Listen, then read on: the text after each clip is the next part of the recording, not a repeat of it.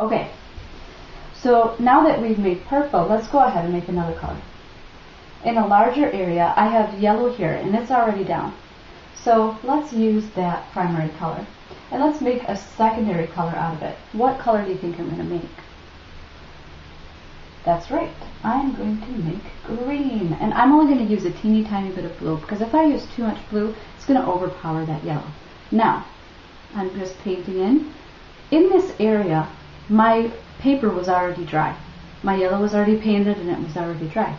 In these other areas, we painted wet into wet. Now I'm going dry, starting with my paper dry and making it wet. The colors will blend and you will see a green from far away, but up close it won't appear quite as green as it were if we were to paint wet into wet. Okay, so there you go. There's our new green area right there. Okay, let's go ahead and make another color. And we want to get rid of as much of the white in our painting as we possibly can. And so I'm going to create another color. We have 3 primary colors and we have 3 secondary colors. We've created 2 of the secondary colors already. What were those again? Yes, purple, good, and green. What else do we need to make? If you're in doubt, let's peek at our color wheel really quick. So we've got purple, we've got green. We need to make orange, exactly, that one of those fire colors. And I have some orange in my painting already, which you can probably see, but I'm going to make, a different kind of orange. So I'm going to pick another spot, and I'm going to paint that spot in with just a little bit of red. And I'm going to fill that in, and I'm going to do that with a big brush, so I can cover a lot of area. Okay, once I have my red in, then I can go ahead and I can add some, what color class? Exactly, yellow. And I'm going to go ahead and switch to my small brush. And I'm going to do some lines of yellow. And this area is kind of starting to dry already, and this area is not. So I'm going to go ahead and put yellow in both of those areas to kind of see what happens. Now, oh, I can't dip back in the yellow. I have to rinse in between. More yellow. And we're going to get different effects because this area is more dry. So the lines are going to stay there and not spread out quite as much. Whereas here it's going to mix all together and do its own thing. That's the really fun part. Now, I can't really pick this up to show it to you too much because it is wet. So I'll have to move my camera in a second to show this to you. But let me give just a pause to let me finish my work. And then you can also do your work. Don't forget to make all 3 of the secondary colors. So we need to use red, blue, and yellow to make our colors. Our secondary colors that you're going to create are orange, purple, and green. And notice I said that slowly so you have time to think of it yourself. Okay, great. And so the thing I want you to do next is to take and finish your painting, and then once it's finished, I would like you to practice this at home anytime that you can as well.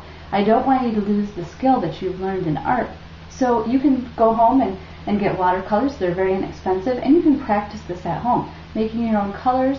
The more variety of colors that you have, the better. So you don't want to stick to just this boring palette that comes with your paints, with the primaries and the secondaries plus black and brown. You want to have more colors. And by the way, if you want to add a tiny bit of black in a few spots here and there on your painting, that's a great thing to do at this point. But make sure all your colors in, and use black very minimally. Don't use your big brush with black. Also use lots and lots of water when you use black. And just put it a couple places for maybe emphasis, where you want people to look closer at your painting. I like to use it almost just kind of for outlining certain areas. And that's it. You're done with your painting.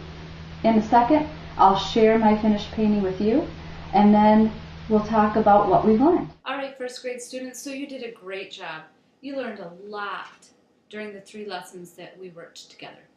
We learned about our primary colors, which are the colors we see here, and they're even labeled for us. Primary, secondary. There are other labels for colors too, like tertiary, but you'll learn more about that in later grades. We learned about secondary colors that we mix from the primary colors, and the primary colors again are red, blue, and yellow, and we can make green, purple, and orange from those colors, and a bunch of other colors in addition. Our paintings should show this. So I should see all of those colors, plus maybe other colors too, in your painting. And that's what helps me grade you. If I see all those colors, I know that you've done it right. So our paintings should look something like this. And they'll all be different and they'll all be unique. But do you see all those colors? Lots and lots of colors. And remember, Mrs. Lambourne taught you about Kandinsky, who's one of my favorite artists. And this type of artwork is similar to what he does. Notice that all the colors are here. Different shades of green, different shades of purples, different shades of oranges. So I hope that you created as many colors as you possibly could. Look at the other lessons that we have on our sites, and I hope that you find some really helpful, interesting things on our sites. Also, check out the quiz that's after my final video. It's going to help you make sure that you've learned everything that you needed to learn from our color lessons. Great! So, thanks for being with us, and I hope you enjoyed all of our color lessons.